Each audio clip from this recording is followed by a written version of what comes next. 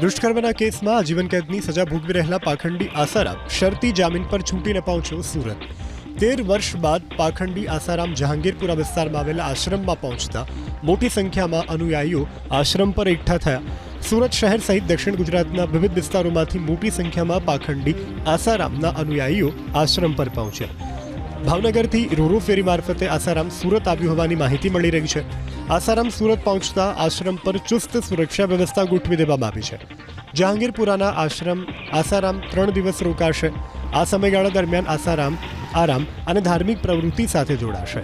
આશ્રમના સૂત્રો પાસેથી એવી પણ માહિતી મળી રહી છે કે આશ્રમમાં આસારામ આયુર્વેદિક સારવાર લેશે। સવારની સાથે તેઓ પોતાના સાધકો અને નજીકના અનુયાયીઓ સાથે પણ મુલાકાત કરશે। આસારામના કાર્યક્રમોને લઈ પોલીસ અને સ્થાનિક પ્રશાસન પણ સતત નજર રાખી રહ્યું છે। ભાવનગરથી રોરો ફેરી મારફતે આસારામ સુરત આવ્યું હોવાની માહિતી મળી રહી છે।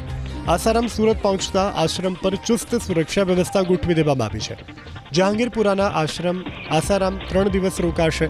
આ સમયગાળા દરમિયાન આસારામ આરામ અને ધાર્મિક પ્રવૃત્તિ સાથે જોડાશે।